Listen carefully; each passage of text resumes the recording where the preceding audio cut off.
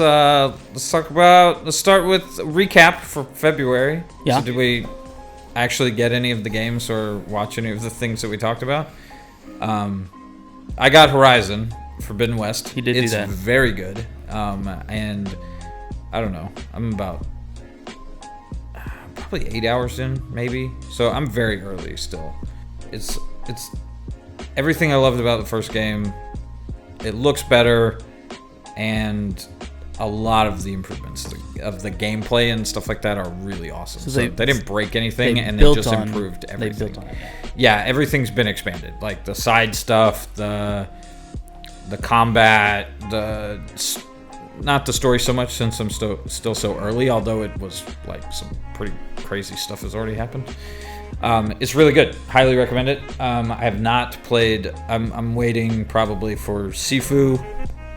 I will pick that up probably once it's on sale. I heard it's trying to get Rob on camera for this because he's played it. I heard and liked it. Difficult. So. Is that right, Rob? It's hard. He's. That is what I've heard. He is nodding. We're also recording this 2 days before Elden Ring comes out, so obviously hadn't had a chance to play that yet. And I have not played. I did not pick up Dying Light 2 only because apparently it is a massive time commitment. Like really? I think the developer said 500 hours to 100% of the game. For Dying Light 2? 500 hours is what they claimed. Yeah. One of my friends has it, and I'll probably end up playing co-op with him in the future. But I'm gonna wait. 500 hours. I knew I was gonna get sucked into Horizon. So 500 hours is too much. Like even way too much. Yeah. Like most, like a lot of like Japanese games, they like a lot of time commitment, but like 500 is crazy. There's just so much. All I've heard from my buddy is that there's just so much content in terms of just stuff to do, like outside of the storyline. It's just, and the maps. There's 2 maps and they're both huge. So it's a big game. So I'm waiting on that. Ain't nobody got time for that. I did pick up one game we didn't talk about for February that came out was the remaster of Uncharted 4. I picked that up and it is gorgeous. They did it. I mean, it's just a pretty basic sort of. There's a little bit of extra content, but really it's just running on the PS5 natively, and so it's super fast and super pretty. So most of the games, I mean, that's a huge draw of having a PS5 is even playing PS4 games on it. Like, you get a vast improvement in performance and just detail and stuff like that. So that's what I've been doing. It's just replaying PS4 games that I haven't played before, but that I bought. Like God of War. Right. Yeah. Horizon Zero Dawn. Never finished it. Cyberpunk. That was a surprise one that came out after we did the February. I did buy that. I did buy that for the PS5 version. It's a year and a half. Well, a year and 3 months old now. It came out like December 2020. And now the big patch. The big patch just came out in February and included a PS5 version. So I played a bunch of it, but never finished it, and I'm gonna dive back into that at some point too. So that's also a time commitment. I can't remember shows or movies that we talked about, to be honest. I know we talked about the Pam and Tommy, which I thought was a movie. It's a show. It's actually really good. I have watched it. It's compelling. Really good. Okay. Compelling stuff. I'll have to check that out. That was on Hulu. Yes. I can't remember what other shows we talked about. We talked about Dune a lot, and we have watched that several more times. I mean, if you want to talk about it again. No. You sure? That was one of the bits I thought we'd do on this is like have a piece of Dune trivia every month. Yeah. There's still stuff to talk about. On to the new stuff. Let's talk about March. Yeah, on to the video new stuff. Games. Go. We've mentioned a couple of them already, but there are some new ones. But I'm going to go in chronological order of release. Gran Turismo 7 is coming out March 4th. That's a PS exclusive, PlayStation exclusive. I have no intention of playing it. Did you fact check that? What, that it's March? No, or that it's PlayStation? PS... No, I did not. That's Rob's job after we record. Oh my god. Up to this point, Gran Turismo has been PlayStation exclusive. I'm pretty sure. Oh yeah, because Enforce's Mark. I'm pretty sure that Gran Turismo is made by a PlayStation-owned studio. I'm almost certain, but Rob will fact check that. Logic checks out, but I have no intention of playing it only because it is incredibly hard. I'm not a racing guy. I'll play Burnout. Yeah, I like arcadey racing games more than simulations. But the videos that I did see are like spooky, like it looks like real life. It looks like a recording. Next one is a Final Fantasy spin-off, I think. Yeah. This totally flew under my radar somehow, but it's Stranger of Paradise Final Fantasy Origin. Yeah. Excited about that one. Yeah.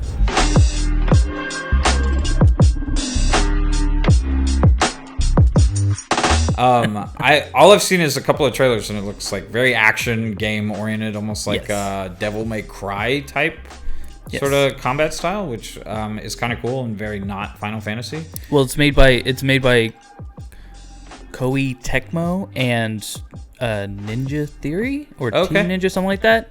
Which they did Ninja Gaiden, didn't they? Or they did Ninja Gaiden. I think they did Dead or Alive. We're gonna have to fact check it. Yeah, shit. Just cut this out, Rob. Yeah, Final Fantasy's been a big part of like my whole life in terms of video gaming, my video gaming life, I guess. Final Fantasy VII is, from a nostalgia standpoint, the original one is among my favorite games of all time. And probably one of the games that I've spent the most total time playing and beaten the most number of times.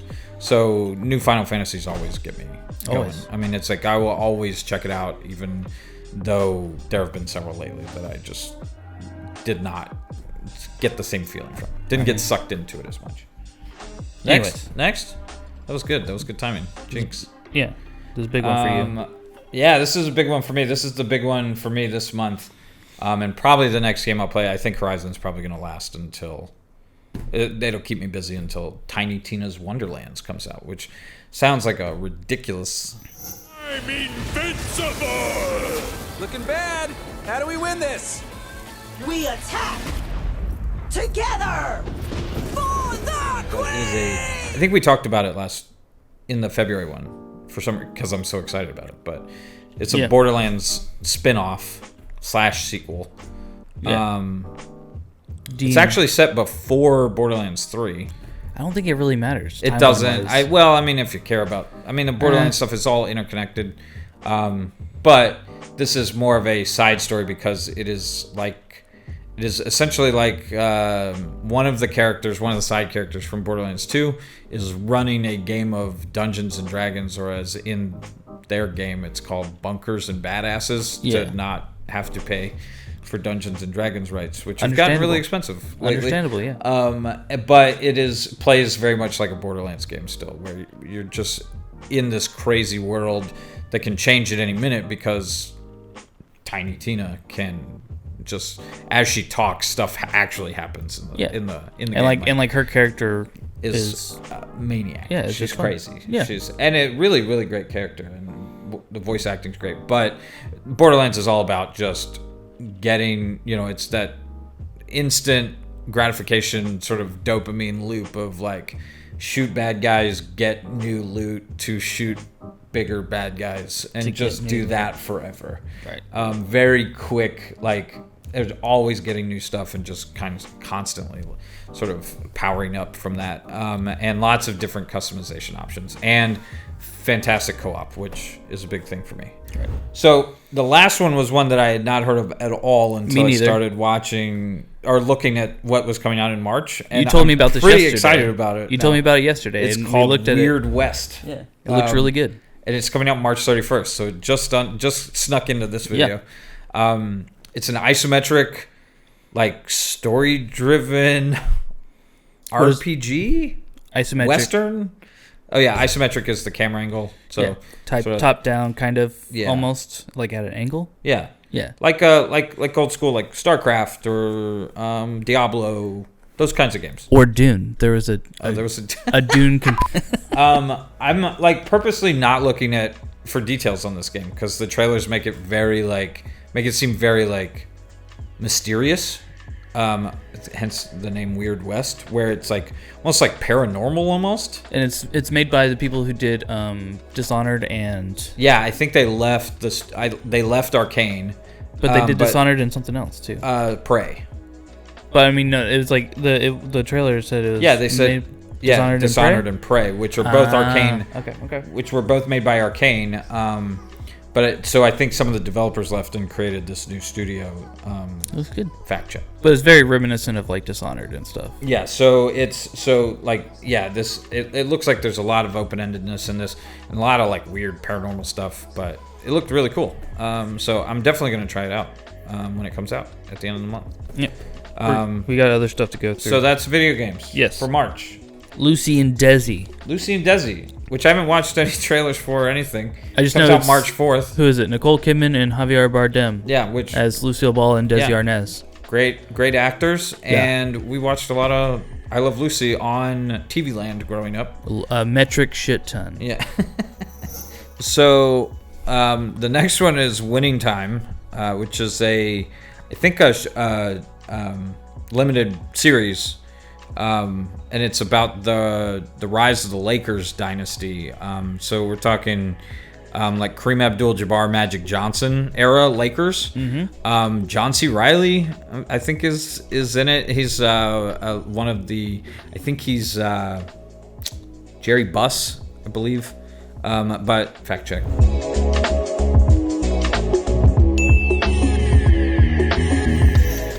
Is this not? I thought it would be a documentary. It's a series. It's like a limited series. No, it's like a dramatic. Is that what's going on now? Yeah. Just people taking. Yeah, this is on HBO, and it's not a documentary. Okay. I can't tell if it's supposed to be funny, or like super dramatic, or both. But it looks cool. And I don't know a lot. I didn't watch a lot of basketball back then, obviously, because I wasn't alive. But were we not alive when Michael or Magic Johnson? Was it early 80s? I don't know. Fact check. I don't know. Obviously didn't watch it. Throw up a Yeah. something on the screen right here, Rob. Yeah. Telling us the years that Magic Johnson Yeah, and the Kareem years that Abdul, this dynasty happened. and let us know if we were still alive. I'm assuming it was certainly early enough that I was not watching basketball. That's fair. So it might have been two. Can't It might have fact been, it was check. definitely latest was in the 80s. So Just I would've throw been- it up right okay, there. all That's right, fine. throw it up in the hand. Next, you know about this one. We talked about this one last did. month. Halo is coming out on Mike's birthday on March 24th. Yay! And is the first reason to get Paramount Plus. I'm kind of worried about the Halo show. It could. They take the helmet off. That's what I've heard. That's bad. Big mistake. The next one is one that I've got to get caught up on. Atlanta on FX comes out also on your birthday, March 24th. Man. Big day. I'll be at Big work. day for the world. I'll be at work, so This is the final season of Atlanta. yeah. So I was season 4. Yeah, season 4. It's the last season. And they basically just said like it's kind of the story's kind of run its course. They don't. And all the people in it are kind of like Yeah, they've really like the dude. What's his name? David. I can't remember his name now. Yeah, put his name on Mike's hand. He was in Eternals. He's a Marvel superstar now. He was. He's a fucking superhero. Well, but I mean, both of the, and then Donald Glover, of course. Yeah, Donald And Glover's then this guy. Okay, I don't have a lot of movies, but sports is, March, we decided to throw sports in here because this is what we're watching, and this is a big part of, well, I talk about a lot with people in the store looking at new TVs, Yeah. motion of it, and the not consistency, uniformity of the panels that Sony sells. Yeah. Really come out in sports more than anything, because when you're looking at like just the entire screen being a green field when it's not uniform, it's pretty obvious. And a lot of people that's like This is why they buy TVs. that is like number one reason why they buy TVs. It's like Yeah. it will sports look good on it. Yeah. It's like So I totally missed Yes. the Olympics. Shout out Olympics. That's all I watched in February. a lot Awesome. lot of controversy. Yeah, there was a lot of controversy. Very dramatic. I It was still great. watched it. I didn't wa- Curling. Shout out curling. OG. That was the best sport to watch. We watched it here at the store. Everyone was really into it. We watched Sweden get destroyed by the Italians, which The U.S. didn't do Who great, knows? but it's Winter Olympics. It's like top 5 is kind of what we're shooting for there. March Madness. Oh my God. It's like the only time of the year that I watch college basketball. It's one of these other things that is literally there are days and times of year where I will watch it only because no matter what time of day it is, I can turn something on and watch live sports. Olympics are that way. Yeah. March Madness is that way for 3 or 4 weekends where it's just, especially the first weekend is a lot of fun, where it's like Thursday through Sunday, you turn the TV on and there's live basketball on. And Cinderella's. I mean, it's the underdogs are. I'm always going to root for underdogs. Unless UNC's in it because Rob's sitting in the room. That's March 13th is Selection Sunday. Game start March 15th. And then the second one is something I've never actually watched, but it's huge worldwide. Is F1, the new season. I don't even know if they call it seasons. People in Europe love it. The entire world, dude. Really? Yeah, it's insane. Do people in America like it? Yes. Really? Yeah, it's gotten huge. Huh. So, but part of it is because it's so international, we hate that. You know, we want our things. Yeah. Time-wise, it's hard to watch because the races will be on the other side of the world. Right. Literally. So I got sort of swept up in the controversy that happened on the last lap of the last race in the last season, which I don't know if they call seasons, so somebody please correct me. And like sort of got totally just sucked in to F1, and there's a great show on Netflix it's like a documentary that follows the drivers during the season. It's filmed great. It's fantastic, and so I've gotten sort of swept up in that, and I'm actually excited to watch some like actual races this season. I need a driver or a team to support, so if anyone watching has a favorite, please let me know. I kind of don't want to root for Lewis Hamilton because it feels like rooting for the Yankees, and that hurts my soul. Yeah. I feel that. Last one is in peril and is going from a sport I've never watched to a sport that has dominated my fandom and my life. I got Brave stuff on just because of this. MLB opening day is supposed to be March 31st, but they still don't have a collective bargaining agreement signed as of today. They are meeting like every day now, so hopefully something gets worked out. But even if it gets worked out, they should have already been in spring training, so opening day will probably be delayed. And if it's not, a bunch of pitchers will probably blow their elbows out this year, which sucks because they won't get stretched out as they should. And Freddie still hasn't re-signed. He can't. I understand. We talked about it, and they're not allowed to talk to him. Yeah, and all these articles now are talking about how it's less and less likely that Freddie's going to sign with the Braves. Really? I think that just nobody's clicking on a headline that says Freddie Freeman will probably re-sign with the Braves. Except for Braves fans.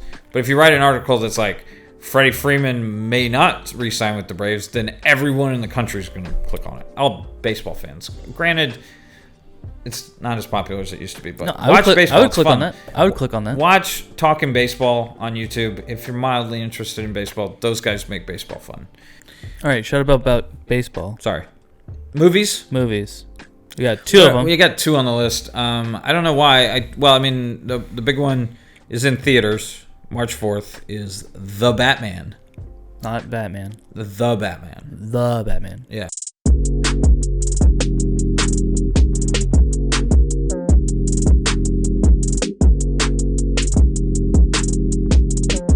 The article's important.